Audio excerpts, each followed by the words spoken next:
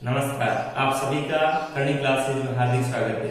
मैं जोगराज सिंह आपके सामने पंचायती राज व्यवस्था टॉपिक लेकर तैयार हूँ। कक्षा 6 से 10 तक आप सभी से मेरा हाथ जोड़कर निवेदन है कि हमारे YouTube चैनल को सब्सक्राइब करें और हमारे वीडियो को लाइक और शेयर करें, यही आपसे अपेक्षा है।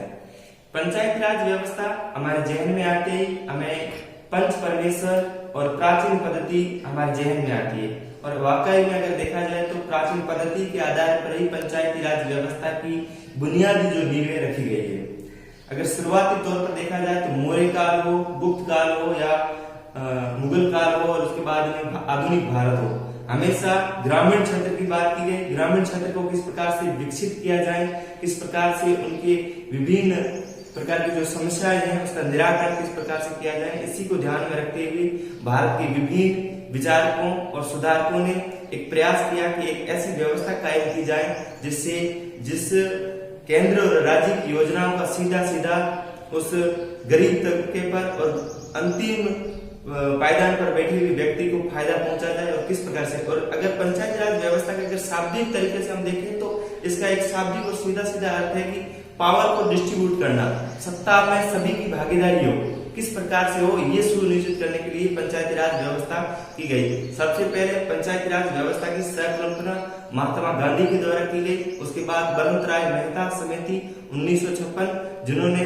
त्रिस्तरीय सुझाव दिया और उसके बाद में 2 अक्टूबर 1959 को राजस्थान के नागौर जिले के बगदरी खंड में इसकी शुरुआत की गई। पंडित जवाहरलाल नेहरू और मोहनलाल सुखोड़िया उस समय राजस्थान के मुख्यमंत्री थे। और ये प्रक्रिया धीरे धीरे किस प्रकार से चली, कौन कौन सी इसमें समस्याएं आई और किस आने वाले समय में किस प्रकार की इसकी व्यवस्था है और किस जो त्रिस्तरीय ढांचा है किस प्रकार से कार्य करता है, किस प्रकार से जनता की इसके अंदर साझेदारी होती है, इन तमाम पहलुओं की आज हम चर्चा करेंगे। सबसे पहले पंचायती राज व्यवस्था। पंचायती राज व्यवस्था का सीधा सीधा एक अर्थ है कि सत्ता को डिस्ट्रीब्यूट करना, सत्ता के अंदर सभी की भागीदारी किस प्रकार से हो, सत्ता एक जगह केंद्रीकरण न होकर के विकेंद्रीकरण हो, यानी हजारों लोगों का इसके लाखों लोगों का इसके अंदर सहयोग हो। तो सबसे पहले 1956 बलवंत राय मेहता ने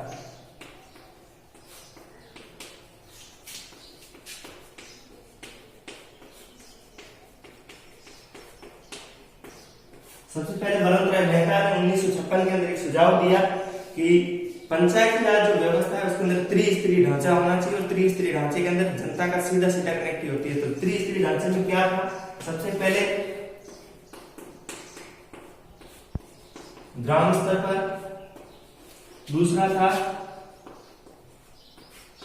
खंड स्तर पर और तीसरा था जिला स्तर पर। ये इनके तीनों सुझाव थे कि ग्राम स्तर पर, खंड स्तर पर और जिला स्तर पर। खंड स्तर पर सरकार जनता के द्वारा चुना हुआ व्यक्ति सरपंच होगा, खंड पर जनता के द्वारा चुना हुआ प्रतिनिधि प्रधान होगा और जिला स्तर पर जिला परिषद के अंदर जिला प्रमुख होगा। ये इनके 3 सिद्धांत थे किन्होंने दिए थे। बलवंत राय मेहता ने 1956 के अंदर अपनी समिति बनाई थी, उन्होंने समिति के अंदर ये उन्होंने सुझाव दिए थे। उसके बाद में पंचायती राज की अगर विधिवत शुरुआत की जाती है तो 2 अक्टूबर 1959 राजस्थान के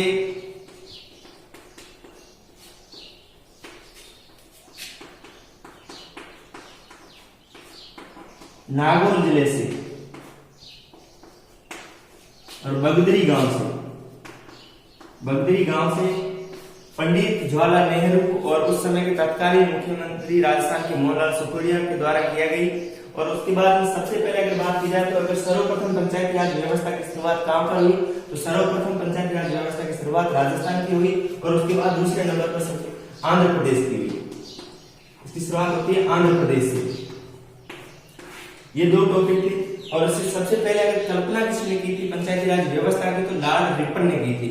लॉर्ड रिपन ने सबसे पहले ब्रिटिश शासन में भारत पर राज्य करते हुए उन्होंने लॉर्ड रिपन ने एक गजट जारी किया था। उन्होंने कहा था कि रियासत अगर चाहे तो अपने अपनी रियासत के अंदर एक पंचायत का गठन कर सकती है। तो लॉर्ड रिपन ने 1882 में एक गजट नोटिफिकेशन जारी करके सभी रियासतों को सूचित किया गया था कि आप अपने अपने स्तर पर एक स्थानीय सरकार का निर्माण करें। और ये शुरुआत भारत के अंदर पंचायती राज व्यवस्था की अगर प्राचीन काल से शुरुआत होती है तो मौर्य, गुप्त और गुप्त के बाद में आधुनिक का अगर शुरुआत होती है तो लॉर्ड रिपन के द्वारा 1882 में की जाती है। उसके बाद में राजस्थान में अगर बात की जाए तो सबसे पहले बीकानेर रियासत थी जिन्होंने पंचायती राज व्यवस्था में अपने अपने प्रत्येक पंचायत का निर्माण भी किया था। और उसके बाद में जैसे भारत आजाद हुआ उसके बाद में बलवंत राय मेहता एक समिति बनी और बलवंत राय मेहता ने त्रिस्तरीय ढांचे का सुझाव दिया, जो कि त्रिस्तरीय ढांचा ये था ग्राम स्तर, खंड स्तर और जिला स्तर। ग्राम स्तर पर सरपंच, खंड स्तर पर प्रधान और जिला स्तर पर जिला प्रमुख। और उसके बाद में 2 अक्टूबर 1959 को राजस्थान के नागौर जिले के बगरी गांव से इसकी शुरुआत होती है। और उसके बाद दूसरे नंबर पर आंध्र प्रदेश ने पंचायत राज व्यवस्था को अपनाया था। ये तो हमने सबसे पहले इसकी बेसिक चीजें देखी कि किस प्रकार से शुरुआत हुई, राजस्थान में अंग्रेजों के शासन में किस प्रकार से चलती थी और आधुनिक भारत में किस प्रकार से शासन व्यवस्था चलती थी। उसके बाद में अगर देखा जाए तो भारत के अंदर भारत में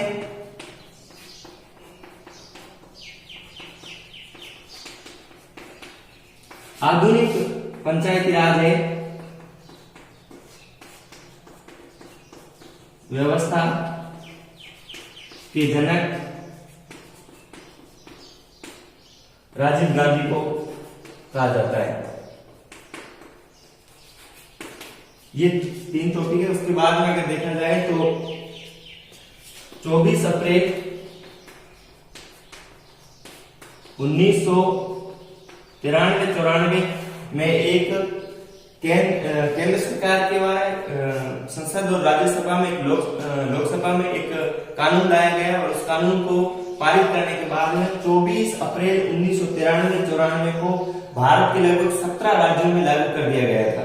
और इसके बाद ही यहीं से आधुनिक और सबसे पहले और यहीं से जो पंचायत राज व्यवस्था है वो यहाँ से शक्तिशाली होना शुरू हो जाती है। तो 24 अप्रैल को पंचायती राज दिवस भी मनाया जाता है। अब हम बात करेंगे किस प्रकार से ये पंचायत राज व्यवस्था कार्य करती है, इसके अंदर कौन कौन काम होते हैं। अपने अपने जो बलवंत राय मेहता ने जो 3 स्तर बताए थे, ग्राम स्तर, खंड स्तर, जिला स्तर, इस पर किस प्रकार से कार्य करती है और क्या इसके लिए योग्यता होती है, इन सभी तमाम चीजों पर हम चर्चा करेंगे। अब त्रिस्तरीय ढांचा किस प्रकार से और किस प्रकार से कार्य करता है, हम इस पर चर्चा करेंगे। सबसे पहले हम देखेंगे त्रिस्तरीय बलवंत राय मेहता ने जो समिति में अपना सुझाव दिया था उसी को सरकार ने मानते हुए, उसी को सिद्धांत में लाते हुए उसी का क्रियान्वित किया था। किस प्रकार से पंचायत राज व्यवस्था शासन चालू हुआ था उसी पर हम चर्चा करते हैं। सबसे पहले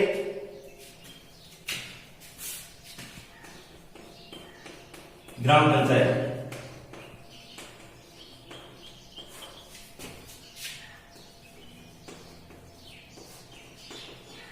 खंड स्तर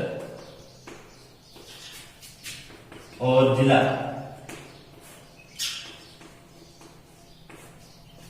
अब ग्राम पंचायत स्तर पर सबसे पहले बात की जाए तो अगर पंचायत राज के अंदर सबसे बड़ा जनता के द्वारा चुना हुआ प्रतिनिधि होता है वो सरपंच होता है। सरपंच होता है और इनके सहयोगी होते हैं, वो होते हैं वार्ड पंच, उप सरपंच। ये तो होते हैं जनता के द्वारा चुने हुए व्यक्ति। और उसके बाद में सरकार के साथ, इनके साथ में अगर सरकार और जनता का आपस में समन्वय बना रहे जनप्रतिनिधि और सरकार के बीच में किस प्रकार से विभिन्न अपने विचारों का आदान प्रदान किया जाए, इसके लिए एक सरकार का प्रशासनिक अधिकारी होता है जिसको ग्राम सेवक कहते हैं। ग्राम सेवक ये उनका पुराना नाम था, अब उनका नाम बदलकर बीडीओ कर दिया गया है, जिसका हिंदी में शाब्दिक अर्थ लिखा जाए तो ग्राम विकास अधिकारी होता है। तो यूपी और बिहार में इनको सेक्रेटरी के नाम से जाना जाता है। और इनका कार्यकाल की बात की जाए तो 5 वर्ष का होता है। और एक चीज है कि लोकसभा, राज्यसभा, राज्य परिषद और विधान परिषद इन सभी में चुनकर जो व्यक्ति जाते हैं उसमें कहीं पर 25 होता है, कहीं पर 30 वर्ष होता है। प्रधानमंत्री, राष्ट्रपति 30-35 ऐसे जिस प्रकार से आयु का जिस प्रकार से सुविधा में वर्णन किया गया, उसी प्रकार से पंचायत राज व्यवस्था के अंदर चाहे जिला परिषद का चुनाव लड़ना हो, चाहे खंड स्तर पर चुनाव लड़ना हो, चाहे पंचायत समिति स्तर पर या ग्राम पंचायत स्तर पर, इन सभी के अंदर 21 वर्ष ही न्यूनतम की गई है। 21 वर्ष आयु अगर व्यक्ति के पास पूरी कर ली गई है तो पंचायती राज व्यवस्था के अंदर अपना इलेक्शन लड़ सकता है। तो इनके अंदर आयु की अगर योग्यता की बात की जाए तो 21 वर्ष होती है। 21 वर्ष के बाद हम पंचायती राज का चुनाव लड़ सकते हैं। ग्राम सेवक, इनको इसमें वीडियो कहा जाता है, और ग्राम विकास अधिकारी, उसका कार्यकाल 5 वर्ष होता है। कम से कम आपकी 21 वर्ष आयु होनी चाहिए चुनाव लड़ने के लिए। और इनका अगर प्रमुख कार्य देखा जाए तो ग्राम स्तर पर सरकार की योजनाओं को लागू करना,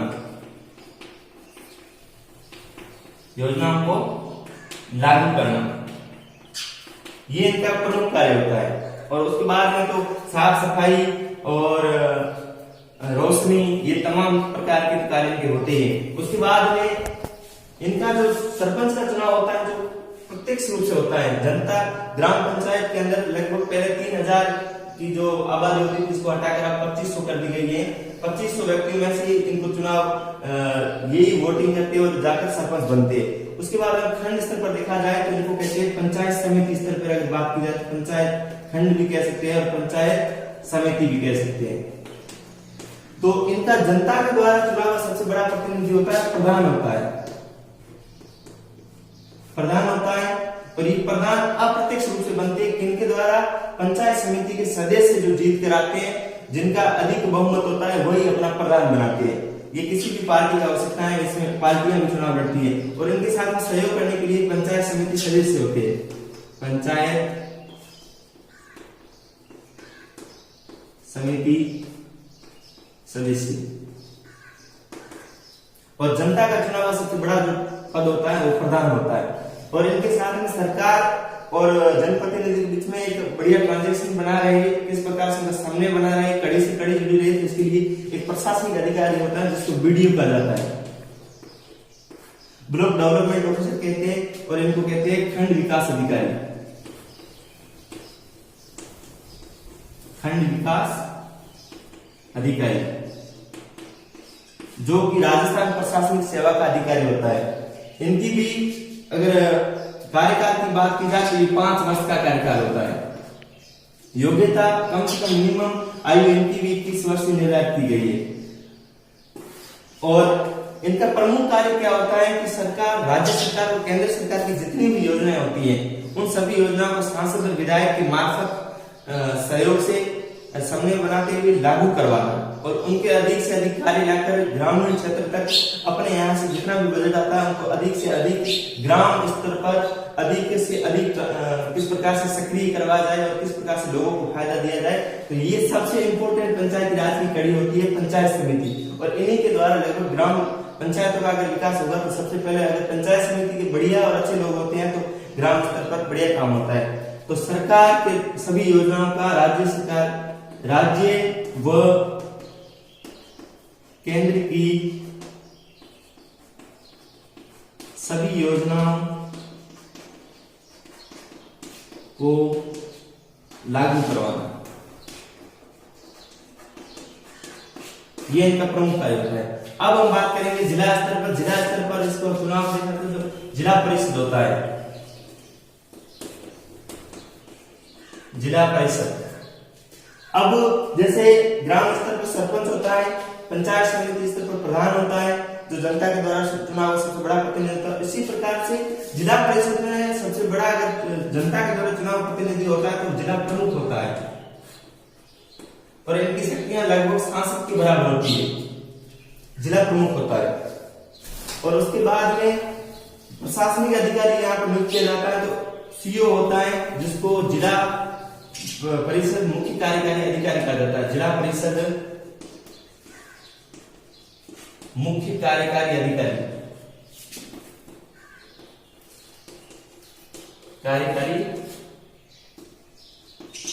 अधिकारी और इनको सीओ भी कहा जाता है। इनकी भी जो कार्यकाल है 5 वर्ष होता है। ये भी एक संस्था है इसी प्रकार जिला जैसे पंचायत समिति स्तर पर ये प्रधान और पंचायत समिति के सदस्य काम करते हैं, ग्राम स्तर पर सरपंच और वार्ड पंच और सरपंच काम करते हैं। उसी प्रकार से जिला परिषद स्तर पर जिला प्रमुख और उनके साथ में जिला परिषद सदस्य इनका सहयोग करते हैं। और इसके बाद में ग्राम स्तर और इनका जो कार्य होता है, केंद्र और राज्य की जितनी भी योजनाएं हैं उसको सही तरीके से लागू करवाना और पंचायत समिति और ग्राम स्तर पर मॉनिटरिंग करना। और उसके बाद में जिले के जितने भी विधायक होते हैं और सांसद होते हैं उनके द्वारा जिस जिस कामों की अनुशंसा की जाती है उन सभी कार्यों को क्रियान्वयन रूप से कार्य करवाना और वित्तीय स्वीकृति देना। ये सबसे बड़ा वित्तीय जो एक मनी पावर होता है, सबसे बड़ा पंचायत राज में देखा जाए तो जिला परिषद के पास होता है। और जितना भी जिले के विकास के लिए बजट आता है सबका सब जिला परिषद के पास में आता है। तो ये इतनी चीज थी।